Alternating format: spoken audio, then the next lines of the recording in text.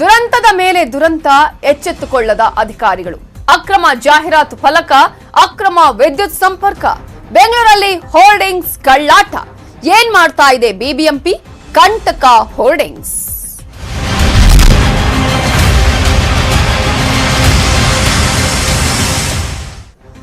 ಬೆಂಗಳೂರಲ್ಲಿ ಬಿಬಿಎಂಪಿ ಬೆಸ್ಕಾಂ ಕಳ್ಳಾಟವನ್ನ ಆಡ್ತಾ ಇವೆ. ಸಾಲು ಸಾಲು ಅವಘಡಗಳು ನಡೀತಾ ಇವೆ.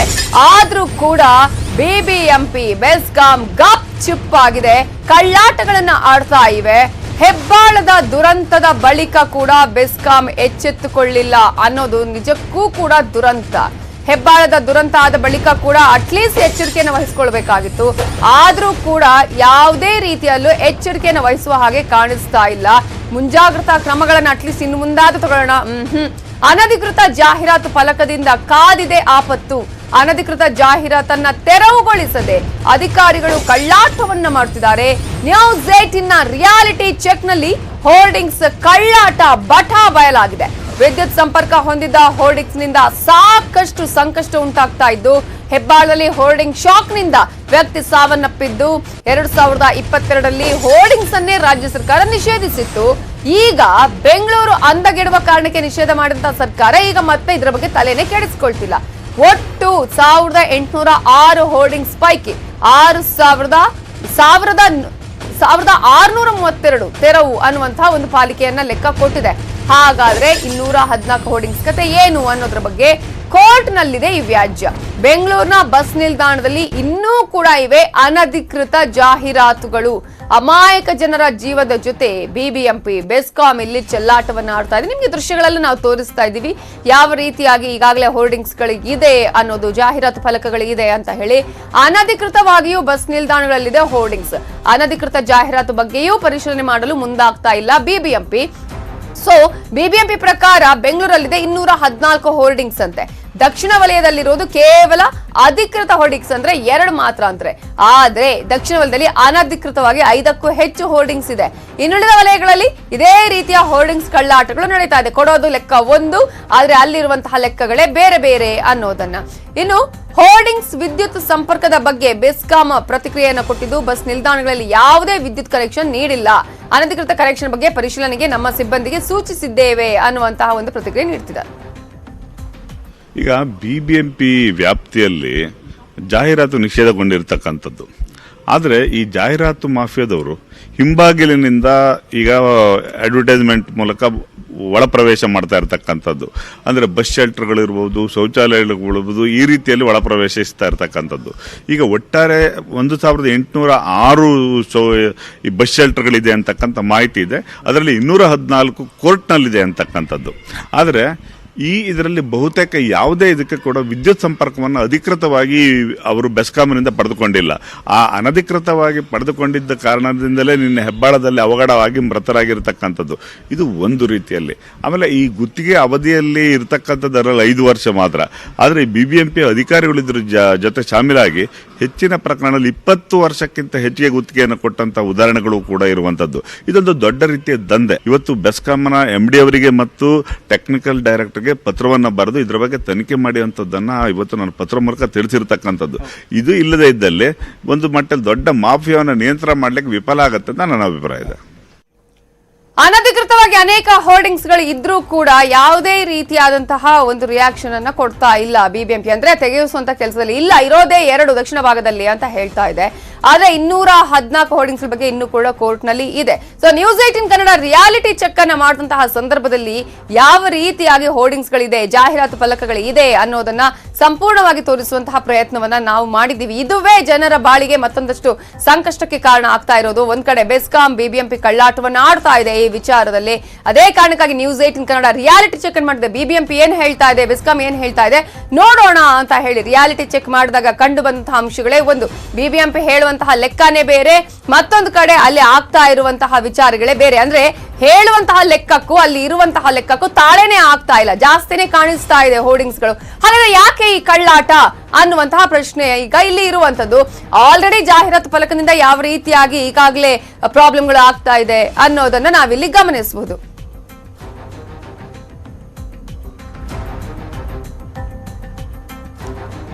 ಕಿಮ್ಸ್ ಆಸ್ಪತ್ರೆಯ ಮುಂಭಾಗದಲ್ಲಿ ಹಾಗೇನೆ ಅಲ್ಲಿ ಬಸ್ ನಿಲ್ದಾಣದಲ್ಲಿ ಯಾವ ರೀತಿಯಾಗಿ ಹೋರ್ಡಿಂಗ್ಸ್ ಗಳು ಇದೆ ಇನ್ನೂ ಕೂಡ ತೆರವುಗೊಳಿಸುವ ಕಾರ್ಯ ಆಗಿಲ್ಲ ಅನ್ನೋದ್ರ ಬಗ್ಗೆ ಸಂಪೂರ್ಣವಾದ ಮಾಹಿತಿಯನ್ನು ಕೊಟ್ಟಿದ್ದಾರೆ ನಮ್ಮ ರಿಪೋರ್ಟರ್ ಶರಣು ಹಂಪಿ. ಹೆಬ್ಬಾಳ ಬಸ್ ನಿಲ್ದಾಣದಲ್ಲಿ ಅಮಾಯಕ ಜೀವ ಕರೆಂಟ್ ಶಾಕ್ಲಿಂದ ಬಲಿಯಾಗಬೇಕಾಯಿತು. ಇದಕ್ಕೆ ಬೆಸ್ಕಾಂ ಮತ್ತು ಬಿಬಿಎಂಪಿಯ ನಿರ್ಲಕ್ಷ್ಯ ಪ್ರಮುಖ ಕಾರಣ ಆಗಿತ್ತು. ನ್ಯೂಸ್ 18 ಕನ್ನಡ ರಿಯಾಲಿಟಿ ಚೆಕ್ ನಡೆಸಿ ಬೆಂಗಳೂರಿನಲ್ಲಿ ಅನಧಿಕೃತವಾಗಿ ಯಾವ್ಯಾವ ರೀತಿಯಾದಂಥ ಬಸ್ ನಿಲ್ದಾಣದಲ್ಲಿ ಹೋರ್ಡಿಂಗ್ಸ್ ಹಾಕಿದ್ದಾರೆ ಅನ್ನುವಂಥ ರಿಯಾಲಿಟಿ ಚೆಕ್ ಅನ್ನ ನಡೆಸ್ತಾ ಇದ್ದೀವಿ ಸದ್ಯಕ್ಕೆ. ಯಾಕಂದ್ರೆ 2020ರಲ್ಲಿ ಬಸ್ ನಿಲ್ದಾಣಗಳಲ್ಲಿ ಹೋರ್ಡಿಂಗ್ಸ್ಗಳನ್ನೆಲ್ಲವನ್ನ ತೆರವುಗೊಳಿಸಬೇಕು ಅಂತೇಳಿ ರಾಜ್ಯ ಸರ್ಕಾರ 2020ರಲ್ಲಿ ತೀರ್ಮಾನವನ್ನು ಕೈಗೊಳ್ಳುತ್ತೆ, ನಿರ್ಧಾರವನ್ನು ಕೈಗೊಳ್ಳುತ್ತೆ.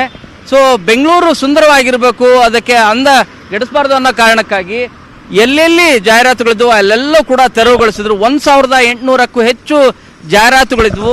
ಎಲ್ಲ ಜಾಹೀರಾತುಗಳನ್ನ ತೆರೆಸ್ತಾರೆ. ಆದರೆ 214 ಹೋರ್ಡಿಂಗ್ಸ್ಗಳು ಅಂದರೆ ಈ ಬಸ್ ನಿಲ್ದಾಣದಲ್ಲಿರುವಂಥ ಈ ರೀತಿಯ ಹೋರ್ಡಿಂಗ್ಸ್ಗಳು 214 ಕಡೆ ಇದೆ ಅಂತ ಹೇಳಿ BBMP ಮಾಹಿತಿಯನ್ನು ಕೊಡುತ್ತೆ. ಇದರಲ್ಲೇ ಬೆಂಗಳೂರು ದಕ್ಷಿಣ ವಲಯದಲ್ಲಿ 2 ಕಡೆಗೆ ಮಾತ್ರ ಹೋರ್ಡಿಂಗ್ಸ್ ಅಂತೇಳಿ ಮಾಹಿತಿಯನ್ನು BBMP ದಾಖಲೆಗಳಲ್ಲಿ ಕೊಡೋದು. ಆದರೆ ನ್ಯೂಸ್ 18 ಕನ್ನಡ ರಿಯಾಲಿಟಿ ಚೆಕ್ ಅಲ್ಲಿ ನಡೆಸಿದಾಗ ಲಾಲ್ಬಾಗ್ ಒಂದು ಕಡೆಗೆ ಮತ್ತು ದೇವಗೌಡ ಪೆಟ್ರೋಲ್ ಬಂಕ್ ಕಡೆಗೆ, ಈಗ ತೋರಿಸ್ತಾ ಇರೋದು ದೇವಗೌಡ ಪೆಟ್ರೋಲ್ ಬಂಕ್ ಮತ್ತು ಕಿಮ್ಸ್ ಮುಂದೆನೇ ಇರುವಂಥ 2 ಬಸ್ ನಿಲ್ದಾಣದಲ್ಲಿ 2 ಕಡೆ ಹೋರ್ಡಿಂಗ್ಸ್ ಇರೋದು. ಅಂದರೆ 3ಕ್ಕೂ ಹೆಚ್ಚು ಕಡೆಗೆ ಹೋರ್ಡಿಂಗ್ಸ್ ಇರೋದನ್ನ ನ್ಯೂಸ್ 18 ಕನ್ನಡ ರಿಯಾಲಿಟಿ ಚೆಕ್ ವೇಳೆ ಗೊತ್ತಾಗ್ತಾ ಇದೆ. ಇನ್ನು ಬೊಮ್ಮನಹಳ್ಳಿಯಲ್ಲಿ, ಮಹದೇವಪುರದಲ್ಲಿ ಇಲ್ಲೇ ಇಲ್ಲ ಅನ್ನುವಂಥ ಮಾಹಿತಿಯನ್ನ ಕೊಡ್ತಾರೆ, ಯಾವುದೇ ರೀತಿಯಾದಂಥ ಹೋರ್ಡಿಂಗ್ಸ್ ಇಲ್ಲ ಅಂತ ಹೇಳಿ. ಆದರೆ ವಸ್ತುಸ್ಥಿತಿ ಬೇರೆನೇ ಇದೆ. ಅನಧಿಕೃತವಾಗಿ ಜಾಹೀರಾತುಗಳನ್ನ ಈಗಲೂ ಕೂಡ ಹೋರ್ಡಿಂಗ್ಸ್ಗಳು ಇರೋದು ಕಂಡು ಬರ್ತಾ ಇದೆ. 214 ಹೋರ್ಡಿಂಗ್ಸ್ಗಳು ಮಾತ್ರ ಅಲ್ಲ, ಇದಕ್ಕಿಂತಲೂ ಹೆಚ್ಚು ಹೋರ್ಡಿಂಗ್ಸ್ಗಳಿದಾವೆ ಮತ್ತು ಅನಧಿಕೃತವಾಗಿ ಪವರ್ ಕನೆಕ್ಷನ್ ಅನ್ನು ಕೂಡ ಕೊಟ್ಟಿದೆ. ಆದರೆ ಬೆಸ್ಕಾಂನ ಅಧಿಕಾರಿಗಳು ಹೇಳೋದು ಯಾವುದೇ ಕಾರಣಕ್ಕೂ ಕೂಡ ಒಂದೇ ಒಂದು ಇಲ್ಲಿಗಲ್ ಕನೆಕ್ಷನ್ಸ್ ಅನ್ನ ಕೊಟ್ಟಿಲ್ಲ ಅನ್ನುವಂಥ ಮಾಹಿತಿಯನ್ನ ಅಧಿಕಾರಿಗಳು ಹೇಳ್ತಾರೆ. ಬಟ್ ನ್ಯೂಸ್ 18 ಕನ್ನಡದ ರಿಯಾಲಿಟಿ ಚೆಕ್ನಲ್ಲಿ ಆ ರೀತಿ ಇಲ್ಲ, ವಾಸ್ತವ ಸ್ಥಿತಿನೇ ಬೇರೆ ಇದೆ. ಸಾಕಷ್ಟು ಹೋರ್ಡಿಂಗ್ಸ್ಗಳಿದ್ದಾವೆ. ಕೆಲವು ಕೋರ್ಟ್ ವ್ಯಾಜ್ಯದಿಂದ ಇರುವಂಥ ಹೋರ್ಡಿಂಗ್ಸ್ಗಳನ್ನು ಹೊರತುಪಡಿಸಿನೂ ಕೂಡ ಸಾಕಷ್ಟು ಬಸ್ ನಿಲ್ದಾಣದಲ್ಲಿ ಹೋರ್ಡಿಂಗ್ಸ್ಗಳಿದೆ. ಈ ಬಗ್ಗೆ ಆಕ್ಷನ್ ತಗೋಬೇಕು. ಇಲ್ಲದೇ ಇದ್ರೆ ಬಸ್ ನಿಲ್ದಾಣದಲ್ಲಿ ಹೆಬ್ಬಾಳದಲ್ಲಿ ಯಾವ ರೀತಿಯಾದಂಥ ಇನ್ಸಿಡೆಂಟ್ ಆಯಿತು, ಇನ್ನಷ್ಟು ಅಮಾಯಕ ಜೀವಗಳ ಬಲಿ ಪಡಿಲಿಕ್ಕೆ BBMP ಮತ್ತು ಬೆಸ್ಕಾಂ ಮುಂದಾಗ್ತಾ ಇದೆ. ಸಾಧ್ಯ ಆದಷ್ಟು ಬೇಗ ಎಚ್ಚೆತ್ತುಕೊಳ್ಳೋದು ಬಹಳ ಒಳ್ಳೆಯದು. ಇದು ನ್ಯೂಸ್ 18 ರಿಯಾಲಿಟಿ ಚೆಕ್ನಲ್ಲಿ ಗೊತ್ತಾಗಿರುವಂಥ ವಿಷಯ. ಬೆಂಗಳೂರಿಂದ ಕ್ಯಾಮರಾ ಪರ್ಸನ್ ವೆಂಕಟೇಶ್ವರ ಜೊತೆ ಶರಣು Hampi, news 18 Kannada.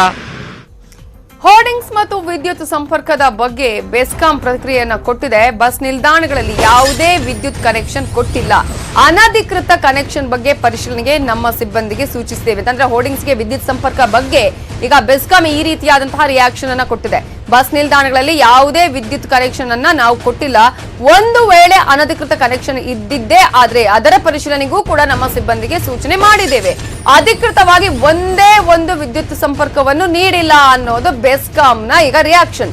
BESCOM general manager Nagaraj ಈ ಪ್ರತಿಕ್ರಿಯೆಯನ್ನ ಕೊಟ್ಟಿದ್ದಾರೆ. ಅನಧಿಕೃತ ಸಂಪರ್ಕ ನೀಡಿಲ್ಲ ಅಂತ ಹೇಳಿದ್ದಾರೆ ಬೆಸ್ಕಾಂ GM. ನಮ್ಮಲ್ಲಿ ಸದ್ಯಕ್ಕೆ ಇತ್ತೀಚೆಗೆ ನಾವು ಯಾವುದೇ ಹೋರ್ಡಿಂಗ್ಸ್ಗೆ ಅಡ್ವರ್ಟೈಸ್ಮೆಂಟ್ಗೆ ನಾವು ಪವರ್ ಸಪ್ಲೈ ಕೊಡ್ತಾ ಇಲ್ಲ. ಈಗೇನು ಮನೆ ಇನ್ಸಿಡೆಂಟ್ ಆಗಿದೆ ಅದು ಅನಾಥರ ಎಕ್ಸ್ಚೇಂಜ್ ಮಾಡ್ಕೊಂಡಿರ್ತಕ್ಕಂಥದ್ದು 2020ರಲ್ಲಿ ಅದನ್ನು ಡಿಸ್ಕ್ರೈಬ್ ಮಾಡಿದ್ದಾರೆ. ಸೊ ಅದು ಎಕ್ಸ್ಚೇಂಜ್ ಮಾಡ್ಕೊಂಡಿದ್ದಾರೆ. ಆಕ್ಚುಲಿ ನಾವು ಫೀಲ್ಡಲ್ಲಿ ಈ ಥರದ್ದೆಲ್ಲ ನಮ್ಮವರು ಫೀಲ್ಡಲ್ಲಿ ನೋಡಿದಾಗ ಇನ್ಸ್ಪೆಕ್ಷನ್ ಮಾಡಿ ಕಟ್ ಮಾಡ್ತಾ ಇರ್ತಾರೆ. ಅಂದರೆ ರೇರ್ ಕೇಸಸ್ ಈ ಥರ ಕಂಡ ಮಾಡ್ತಾರೆ. ಇದು ಅಚಾತುರ್ಯವಾಗಿ ನಡೆದಿರ್ತಕ್ಕಂಥ ಘಟನೆ. ಸರ್, ಬೆಂಗಳೂರಲ್ಲಿ ಯಾವುದಕ್ಕೂ ನೀವು ಪರ್ಮಿಷನ್ ಯಾವುದಕ್ಕೂ ನಾವು ಈ ಥರ ಬಸ್ ಹೋರ್ಡಿಂಗ್ಸ್ ಏನಿದೆ ಅದಕ್ಕೆ ನಾವು ಪವರ್ ಸಪ್ಲೈ ಕೊಡ್ತಾ ಇಲ್ಲ.